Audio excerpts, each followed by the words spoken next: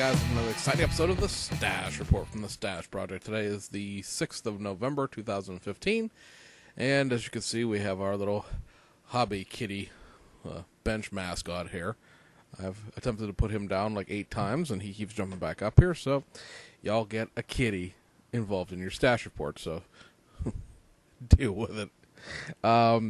We have a couple of new kit announcements that have rolled in here this week. Tuesday was a holiday over in Japan, so it was a little bit shorter week for them. As well as a few things have filtered in that were missing off the end of October from round 2, as well as one of the last kits that Hasegawa had promised to reissue. So on the new side of things, before going into the kit announcement itself, Studio 27 stuff this month is no GT3 decals. There is one set of GT3 decals that was supposed to come out last month that was pushed back into this month.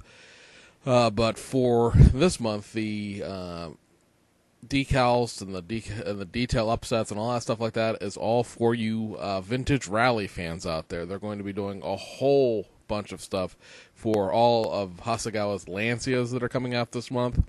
They're of course reissuing the 307 or the 037, the Super Delta, and the Stratos.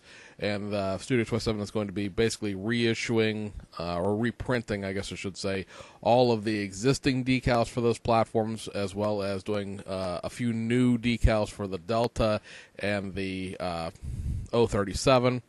And then there's going to be some trans kits for like gravel and asphalt, suspensions and stuff like that. All that stuff, of course, being resin and metal, so you know that going in. It's not like the belt kits, trans kits, where they're plastic. But like I said, you're going to be able to really deck out in other liveries your Lancias, and that's pretty much it. There's also, I believe, the F310 Ferrari F1 car is going to get a carbon fiber decal set, as well as the Tamiya. And this is kind of an odd one because of how old the kit is, I guess. But they're going to be doing a carbon fiber detail set for the Tamiya GTR, the R35. It looks to be more of a wrap style decal sheet. There was a bad rap joke in there that I decided not to say, and that got me off my train of thought. But it's like a hood, a roof, a trunk, spoilers, ground effects, and stuff like that. Not so much for a stock from the factory car, as much as it is, of course, a modded car. And that's going to be about $18 for that. So on the kit announcements for December, Aoshima has decided they're going to be reissuing their Nissan-centric 430 standard Toyota Metropolitan police car. That's about the third time that's been reissued this year. We got a firm date now from Tamiya. They're going to be doing a mid-December release for the new Mazda Roadster, the Miata, as we would call it here. Of course, the MX-5, as it's called now. But that kit is going to be released mid-December, so we finally have a release date for that. And then in January, you guys may recall, if you've been watching the channel long enough, that Aoshima has a licensing thing for the show Abuni Dika Manada, which was a TV show, The Dangerous Criminals, which had featured a hero car of a Nissan Leopard with a little Kojak light, a little 2-door gold car, and a whole bunch of other stuff in that series. Well, in January, it's obviously in post-production now, but they've already filmed it, but they're doing a full full screen, if I call it that, but a full-size movie version, a big screen movie version that's just being called Abuni Dika. And that, in correlation with the movie's release, they're going to be reissuing a couple kits tied into it, and that is, of course, the old Nissan Leopard, the F31 chassis 2-door, as well as the new hero car, which is a brand new Nissan GTR. Nice upgrade for those guys. I don't know what there's going to be in the GTR kit over what comes in just the regular current GTR kit. Maybe a Kojak light, maybe some lighting or radios or stuff like that. They haven't been real clear with it. They just put the announcement out in, sort of to be, with the release of the movie, these are coming out kind of thing. The F31 is going to just be a straight reissue of the existing TV car, because that's obviously something obviously going to happen to the TV car, and they're going to need a new car, and that's why they get this GTR. And that's pretty much it on the new kit releases. Still waiting to hear from Fujimi for their official December spot run list. And so that brings us to kit issues. Well, I mean, it's all these are reissues, but of course, round 2 considers them to be new since round 2 never reissued them before. And so we got 3 from round 2. We got 1 MPC kit, and that of course is the 1/8 scale Honda 754.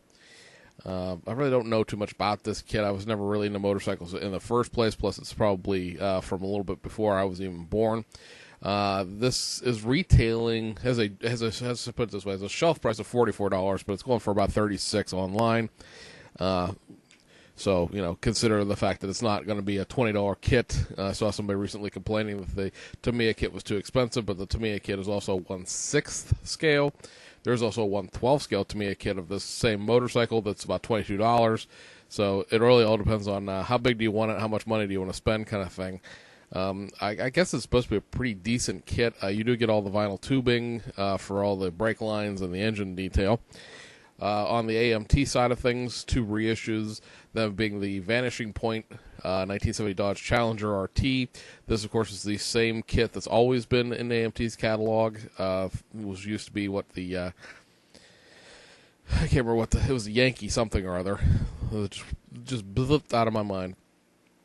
But this is the same tooling, the convertible that you have to basically attach the hardtop to. It does have the correct RT hood and nominally correct rally wheels that were added many years ago towards the end of Amt Ertl's line of ownership. So I mean, it does work that way. You can make a pretty accurate Challenger RT convertible if you don't feel like tacking the roof on. But know that the history of the tooling is there. This is going to be a almost 40-year-old tool at this point. It is not, thankfully, I guess, the die-cast thing that Revell did, but still, it's pretty old, and it's not going to be, And for the people who have never seen the AMT Challenger, it's one of those kits similar to the 65 Pontiac GTO, where it comes as a convertible, and you have to put the roof on if you want a hardtop, or you want a roofed version. The other reissue, of course, being the 70 Monte Carlo 454 SS. This is a great kit to have back. It was like a good kit back in the day. This is I don't know when exactly it came out of Amt Ertl, but it's a late 90s kit, so it's in that genre of the best stuff that Amt Ertl did. You could find the lowrider version of this all day long and twice on Sundays on eBay, but that did not have any of the stock parts you needed. It had a different suspension, and of course then they did a Fast and the Furious version, which again did not come with any of the stock parts that you needed for that. So this is just a straight-up stock reissue. There are no parts in here for the lowrider, no parts in here for the Fast and the Furious stuff, at least that I know of. All of the box art and all the promotional packaging for it has all been about how it's just the regular stock car, and that's good because this was starting to be like a $40 to $50 kit to get it in this stock form, which is really funny considering how many of these things there were. But it, because it was reissued it was done by Amt Ertl, it was reissued by Amt Ertl, and then it also came in one of those Walmart checkerboard boxes that everybody knows about. So there were plenty of these things laying around, but I guess it's a good chassis donor for a bunch of stuff. Obviously, the actual annual kits that AMT did back then, they did a series of actual, Monte Carlo 70, 71 and whatnot. And, you could swap out the promo-style chassis that it has for the actual chassis out of this kit with some fitting and stuff. But know that this is, despite the retro box art and whatnot, this is the late 1990s Amt Ertl kit. It's not going to be the original annual kit because the annual kit's parked somewhere down the line. It's not at 1970 anymore. And then lastly, from Hasegawa, this is the reissue of the Lamborghini Miura P400 Super Veloce. Nice little kit here. More curbside than it is full detail, but it does have some engine detail to it.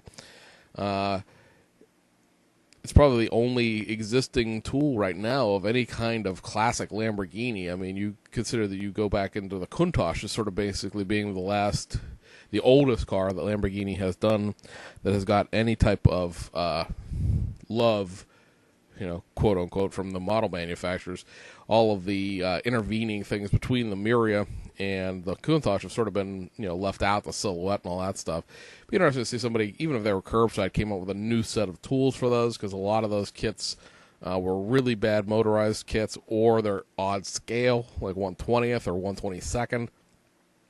Although I don't know how much market there really is for any of those odd-shaped 1970s Lamborghinis. But, there's that, and the Lamborghini Jota that Hasegawa did. The Jota, not particularly the most accurate thing in the world, because the original car was destroyed in a fiery crash, and then the model is based on the replica of the car. So it's a replica of a car that doesn't exist. So it's not exactly, if you go looking, at historical documentation of the original car, the replica doesn't look exactly like it, and then the model's not exactly a replica of the replica. So it's one of them deals. But the Miura is a replica of the real thing. So I have one of those. I think I've shown it before. I didn't do a kit review of it, but I've shown it before.